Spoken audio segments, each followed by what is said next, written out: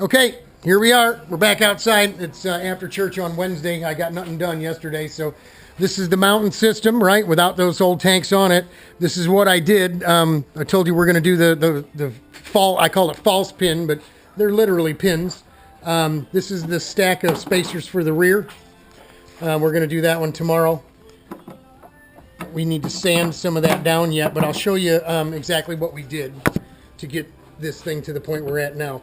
This is the centerpiece. I told you we were going to countersink for bevel-headed bolts to keep it off the frame there.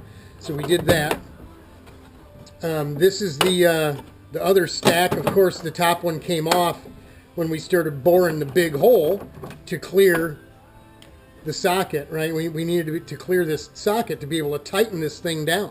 That's how we're attaching it. That's why we needed to do the countersinking of this gizmo all together, was to tighten the spacer to the cart first so it doesn't move, then machine the threads off to make it into a false pin or a pin, whatever you want to call it, once we get this topper back on, right? And the same in the rear. Same thing going to happen in the rear. So I guess knowing what I know now, I can just go ahead and bust one of these off, but we got to sand it down to size first, because it's a little too big. So let me put you back here. That's what we did here. I'll show you the... we went ahead and cut the lug in the bottom for the square lug on the elevator bolt. We actually hogged this out a little bit, kind of rounded it out. We used the Dremel first, just to take all the roughness out, and then used some a 90 and just kind of fuzzed it in, just so it'll sit flush. I mean, we need every bit of length on this thing that we can get, because we're not going to have a lot of it sticking up above this plate, right? So I mean, that's really all we need to be able to get a hole and get a hairpin clip on it. It's just to keep it from coming off, right?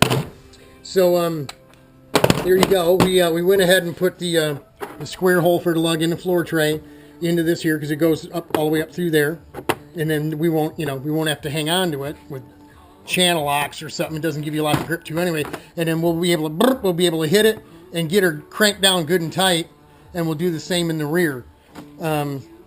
We did go ahead and mark this, what we needed by the height of that stack, and then being able to hide the nut inside. So we just took it over here and kind of knew where we needed to remove the threads. Put a nut on first. Always put the nut on first. You little whack job. And then we went ahead and roughed it in on the grinder, rounded it off, and then we used files to clean it up. So there you go. That's how she came. This is what she looks like now.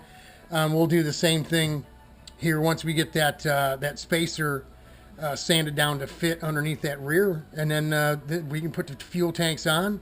We can put the new fuel lines on, get the pump plumbed up, and get everything ready to go.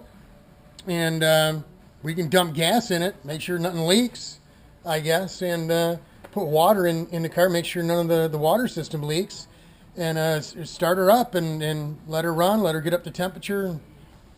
Then it's just, from that point, it's just crossing our fingers. Tomorrow we're off to the doctor to see if he's got good news for us, okay news for us, or if he's got the bad news for us.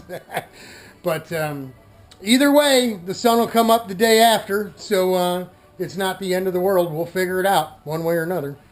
But just wanted to give you a quick update. I wanted to show you how I went ahead and was making these pins before I put it together, and then you couldn't see it. So that's it. God bless y'all. Hang in there. Godspeed. We're praying for y'all. Pray for me. Positive outlook tomorrow at the doctor. See y'all.